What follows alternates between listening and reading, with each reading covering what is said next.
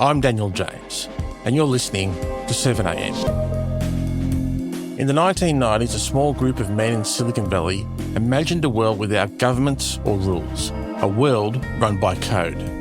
They called themselves the cypherpunks, and they believed technology could replace politics entirely. Those ideas didn't stay online. They shaped the culture of the tech industry, which in turn has shaped Western civilisation itself. And the billionaires behind it all are now trying to make democracy in their image. Today, writer and contributor to the monthly Elmo Keep on how Silicon Valley's most dangerous philosophy escaped the internet and entered the real world. It's Saturday, January 3.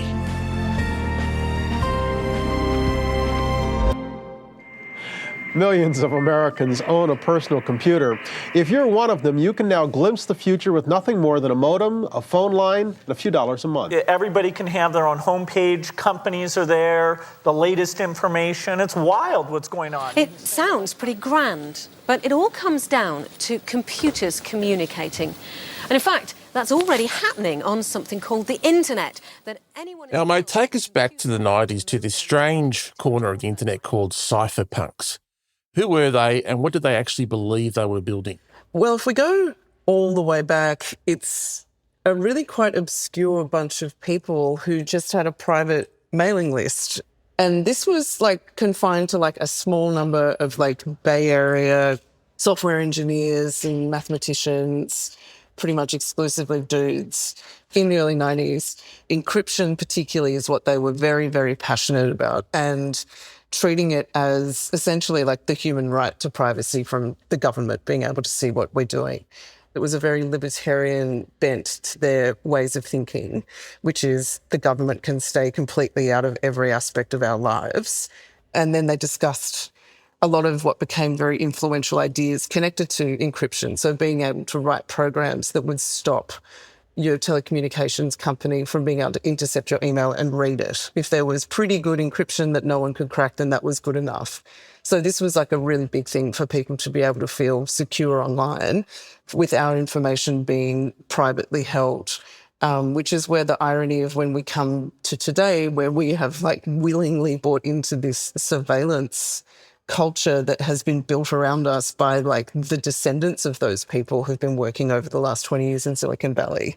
Their nightmare would have been that you could see what they're doing all the time. What kind of people were drawn to these communities and how did their politics shape early internet culture? Kind of on the fringes, they were no doubt extremely intelligent. These are people with PhDs in maths and physics, and they are in those ways incredibly intelligent, but also bred this real contempt of an outsider mentality where they sort of self-reinforce this idea that they are so much smarter than everybody else. Everybody else is so behind on this. If you don't do what we say, all of your rights will be taken away from you. Everybody is a sheep who's blind to what's going on. So it attracted people who were on the fringes of society who wanted to live there. They wanted to be there. They didn't want to be a part of mainstream society. So there was always a very strong and shared outsider mentality. And, you had to be invited into the group, and the meetups when people met in real life were quite secretive about where they were going to be held. And it was quite a coveted space to be admitted into because, you had to provide mathematical proofs. You had to share your work. You had to be, assessed by your peers as brilliant enough to be part of it. So it attracted a certain kind of person who did not care for social norms really of any kind.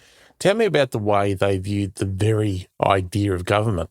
So this is the main obsession of engineering thinking. It's the only way for something to be valuable is for it to be efficient. That is how you program. That is how code works. Does this efficiently execute this command? When I build this bridge, is it the most mathematically sound? All of those things, those are rules-based systems that either are right or wrong. And if you then try and transpose that idea onto society, you will slowly come to realize why we have developed the enormous number of rules that we have. It's not because we love living in a world of complexity. It's because the world is complex, because we're complex and there's so many of us.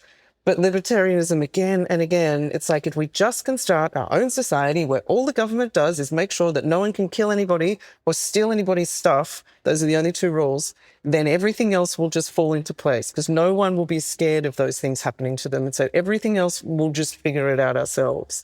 In some ways, it's this kind of utopian idea, but it's also incredibly naive. And at what point do their early ideas around the dream of total privacy, of perfect efficiency, start to become the DNA of the tech industry as we know it today? So when social networks first emerged, a social network is what we came to call it, but that's something that was revolving around software would end up involving billions of people, just as an everyday part of life that everybody became just completely normalized to. I think that that's when it went to another level of those corporations becoming so valuable to investors. The bigger they got, the more government wanted to regulate them, the more influence they wanted to have. So, you saw Facebook buying up media companies. Like the tech industry moving into trying to take over the media purely is about being able to influence policy decision-making that isn't going to impede their efficiency, isn't going to impede their continued growth, even if they are like trampling on all of our privacy rights and consumer rights on the way to doing that. Coming up, how Silicon Valley's obsession with efficiency became a weapon against democracy.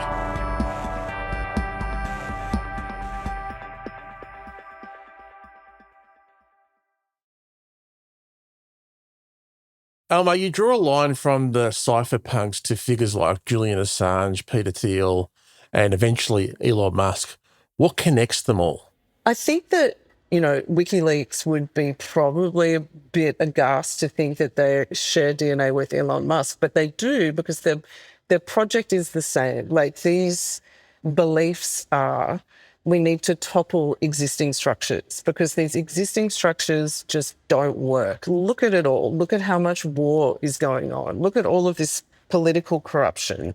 And then the Elon Musk way of looking at the world, it's like, well, you could just be saving so much more money if you didn't have all these public servants, which is a whole different way of having a dismantling of government. But it's also the belief that the way that things are being done is not working. The Trump administration has tapped Palantir, the data mining company founded by the billionaire tech investor Peter Thiel, to compile data on people in the United States for a master database, including a new $30 million contract with ICE to provide near real-time visibility into migrant movements as it seeks... Peter Thiel then is even beyond the right, where he very infamously has said that he doesn't believe that democracy is compatible with capitalism, capitalism being the thing we need to preserve, not democracy. So he is such a hyper-capitalist that he doesn't see any problem with essentially a fascist regime controlling people because they can't be trusted to make democratic decisions in their own best interests. There is a lot in this runaway science technology that's pushing us towards something like Armageddon. And then there is the natural pushback on this is we will avoid Armageddon by having a one world state. And Peter Thiel has led directly into this more recently, which is it's actually a religious belief more than it is a political project. It's like he is going and delivering lectures about the Antichrist is coming. The way the Antichrist would take over the world is you talk about Armageddon nonstop. You talk about existential risk nonstop. And this is what you need to regulate. The Antichrist is going to be this person who stands in the way of technological adoption that will accelerate us past this present that we've been stagnated in, according to him, for decades. So these are extreme ideas. When Musk launched his Department of Government Efficiency, we saw a real world experiment in techno-libertarian politics. What did it look like? Oh, it just went great, didn't it? Would you do Doge again, knowing what you know now? I mean, no, I don't think so.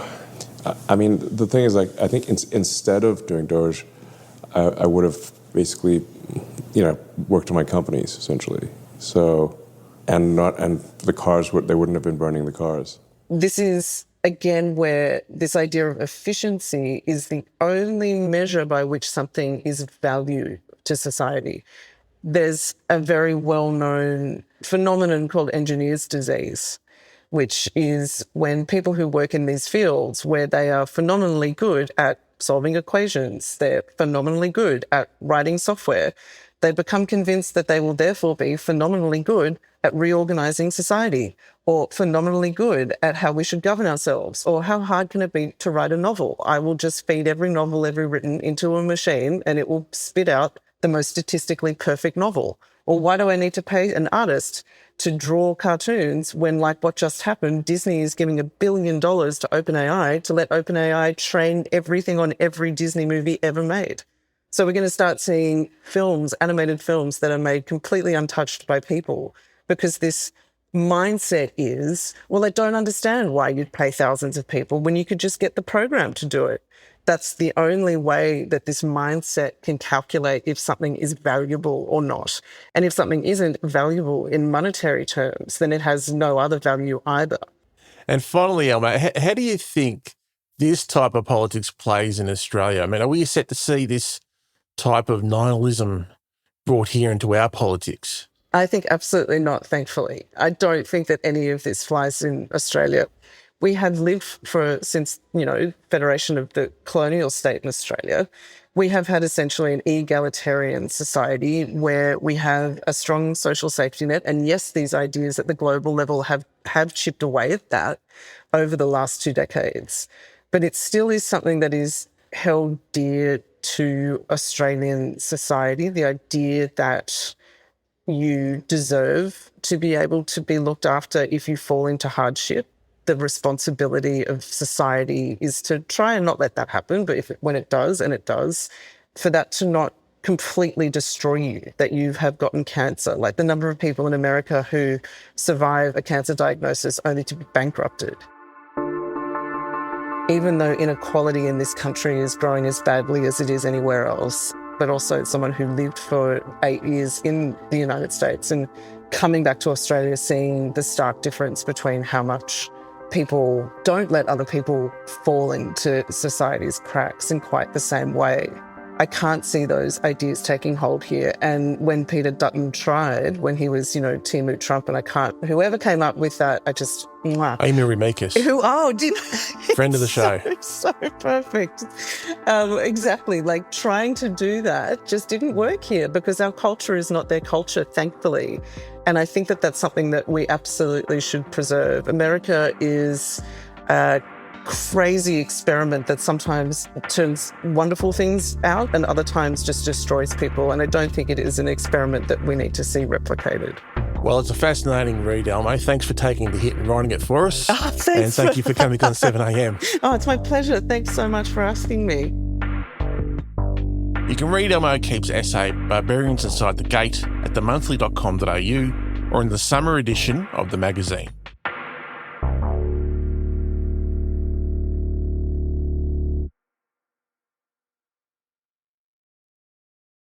Before we go, we have some big news, and I'm joined by my co-host Ruby Jones to tell me all about it. Hey, Ruby. Hey, Daniel. Thanks for having me. Always a pleasure. So do you want to share your news with us? So I am about to take some time off from 7am, just a few months, because I'm going over to the ABC, to Four Corners, to report out a story for them, and I'm pretty excited. Well, we're excited for you because that is thrilling news. We know that you love long-form reporting and having the time to sink yourself into a story. What can you tell us about your plans? So I'm leaving the show now. Things are already underway at Four Corners. I'm getting pretty deep into it, actually, and I'll be back in March when I'll be able to tell you about everything that I've been working on and share some of the investigative leads that I've hopefully uncovered by then. And in the meantime, I'll be sharing hosting duties, and we'll have more to announce about that soon. But to celebrate Ruby, we decided that next week we're going to bring you some of the most interesting episodes Ruby made over the past year, so you can get a big dose of her before she leaves for Four Corners duties. We'll be back on January 12th with regular programming, new original episodes covering all the biggest stories. Ruby, good luck. Thank you so much. I'll let you know how it goes. And we'll be back next week with fresh episodes. See you then.